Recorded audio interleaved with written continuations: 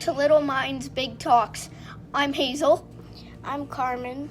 And I'm Emmett. And this season we've been on a mission to spread happiness.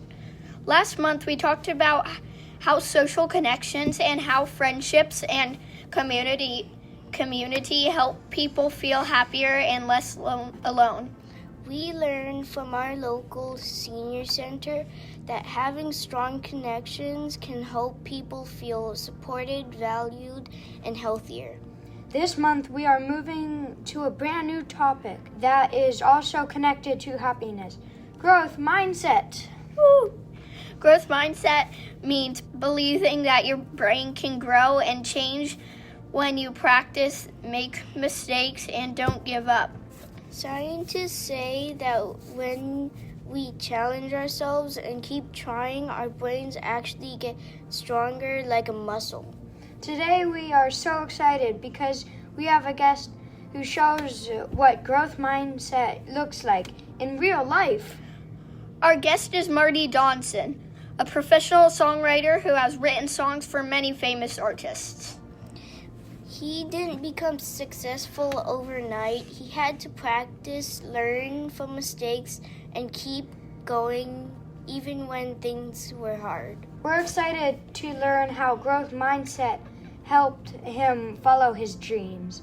Welcome to Little Minds Big Talks, Marty Dodson. Thanks for having me. When you first started writing songs, were they always good, or did you have to practice and improve over time? Well, when I first started writing songs, they were really, really, really bad. Really bad. In fact, if people that I work with now saw my early songs, they probably would think, this guy's never going to write a really good song. And it's because in the beginning, I didn't understand a lot about songwriting and how you have to use music and words to communicate with people. So I was just kind of writing whatever came into my mind. It was my thoughts and my feelings, and that felt good to me. But when I tried to play them for other people, they didn't understand them. So I thought, you know what? If I'm going to do this, I have to learn how to do it and how to do it the right way. Have you ever written a song that didn't get chosen or recorded? How did you keep going instead of giving up? Well, I'll tell you. So I've written about 10,000 songs. And I've had 150 songs recorded. So that means that I have thousands and thousands and thousands of songs that have not been recorded. And one of the things that I've learned as a songwriter is that you don't have to succeed all the time. You know, every song doesn't have to be great. I've had a whole career and I've worked for this as my full-time job for about 25 years, and 150 songs was enough to make that happen. And so when I write those songs that don't get cut, what I try to do is try to learn from them. I try to figure out why that song didn't work and why my other songs did work. But yes, I've written many, many songs that did not get recorded. And some of them are my favorite songs too. Well, just wow, that is a lot of songs.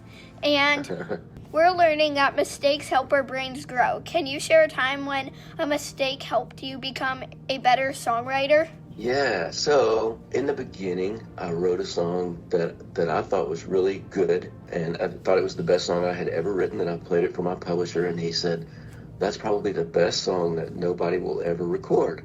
And I said, what do you mean? And he said, well, it makes the singer look bad, and it makes the singer's family look bad, because it was about a boy finding out that his dad had done something wrong, and from then on, his dad was the shadow of a man to him. I didn't understand and connect the idea that if the singer's going to get up on stage and sing my song, I can't give him a song that's going to make him look bad or going to make his family look bad. And so that lesson has helped me so much throughout my career of thinking about, if I'm trying to write a song for a big artist, I have to think about how they're going to look on stage singing that song, and what are people going to think if they sing this song about being a bad person, or if about lying or cheating or whatever it might be. That mistake really helped shift my thinking about what I write and how to write a song that makes a singer look good. How do you handle feedback or criticism? I can't pronounce it. Criticism.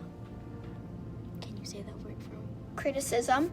When someone doesn't like a song you worked really hard on. One of the things I've learned is that someone not liking one of my songs doesn't mean I'm a bad songwriter.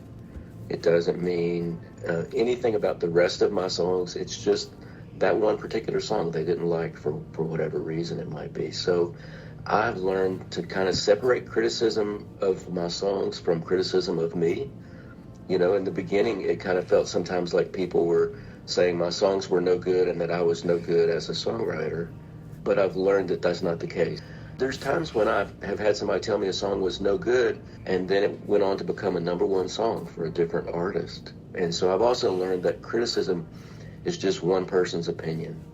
And I can take it and I can learn from it, but there's times when I can also go, I don't agree with that. I'm going to still keep believing in this song anyway. Real quickly, Sure. who was the person that had that become their #1 song? Kenny Chesney. So a big producer in town told me it was a horrible song and nobody would ever record it. And then Kenny Chesney recorded it and had a #1. Cool. Sometimes kids say, I'm not good at this. What would you say to someone who feels that way about writing music or school?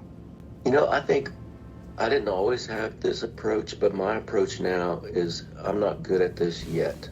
So anytime if my voice in my head starts saying, you're not very good at this, I change that to, you're not very good at this yet. And if it's something I want to learn to be good at, then I work really hard on it. So for instance, I have written country music and a lot of different K-pop, different things throughout the years, but I have wanted to learn how to write music for TV and movies. And so I started trying to pitch my songs for those things, and I found out I wasn't very good at writing songs for TV and movies just yet. So I've been taking a class for about a year on how to write for TV and movies, and I've learned so much about it. So even after doing this for 25 years and having a bunch of #1s, there's a lot that I have to learn. How long did it take before one of your songs became successful, and what did you learn during that time? It took about 7 years, which was way longer than I thought it would take. So that's most of your life, right? When I started writing, you ask about those early songs. My first publisher signed me to write songs full time. I had about 20 songs I had written that I was really excited about, and I played them for him, and he said, these are not really good yet. And he said, let me teach you for about a year, and we'll come back and listen to these songs. And if you still think they're good, then we'll pitch them to people. And after a year of learning, I went back and I listened to those songs, and I'm like, oh my goodness, they really were not good. They were not nearly as good as I thought they were. And so the thing I learned in that time, and the thing that he always kept telling me was, the key to being successful is just to show up every day and do the work and be open-minded to learning. And there have been people in my life, I teach songwriting now, and there have been people in my life that said, you can't teach songwriting. People are either great at songwriting or they're not. And that's not the case. I have found that there's people that are a lot more talented than I am that started out with me that aren't writing songs anymore because they just didn't show up and do the work. And I did the work, and I learned, and I keep growing. And I think that's why I'm still here when some of them are gone. Real quickly, because I'm learning on how to sing and make songs, when you were a kid, did you just have random words that came to your head, or did they rhyme? Well, I knew enough about songs that I knew they kind of had to rhyme, but I didn't really know how rhyme worked. They did rhyme in the beginning because I've always loved music and I love listening to music. So I picked up, these songs are rhyming, and I would kind of study how they did it. But in the beginning, they didn't rhyme really well, and a lot of times they kind of fell apart somewhere in the song. I get That's that a good lot. question. Who or what inspired you to start doing what you're doing now? When I was maybe 7 or 8, my grandmother lived in a different state, and she would send me notebooks, like empty notebooks, and she would have me write poetry or write songs or just write stories in those notebooks. And then when I finished, I would mail them back to her, and she would send some of them into her local newspaper, and they would print them in the newspaper. And so she would send me these clippings of my poems in the newspaper, and I thought, wow, that's a cool feeling that something I wrote is out there and people are reading it. And so that really got me started writing, because she just inspired me that I could do it, and that it was enjoyable, and that it was fun to share what was on my heart and what I wrote with other people. If you could give kids one piece of advice about believing in themselves and not giving up, what would it be? That's a great question. I think don't let other people or the voices in your head tell you that you're no good at something. That if you decide you want to learn something, like if you want to learn songwriting, you can learn how to do that. There's lots of resources for how to do that.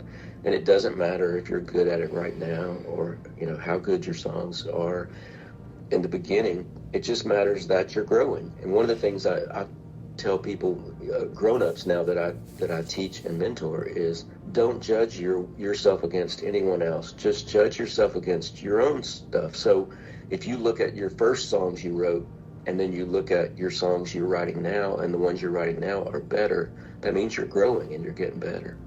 Wow, that was amazing. We learned that growth mindset means believing we can get better even when things feel hard. We also learned that success doesn't happen right away. It takes practice, patience, and learning from mistakes. Thank you so much for joining us today, Marty Dodson, and for teaching us the effort and perseverance really matters. You're welcome. Thanks for having me. It's great to talk to you. Next, we'll continue to learn how growth mindset and how it helps us become stronger learners and happier people. We're excited to keep growing. Thanks for listening, and remember that little hearts can make a big difference.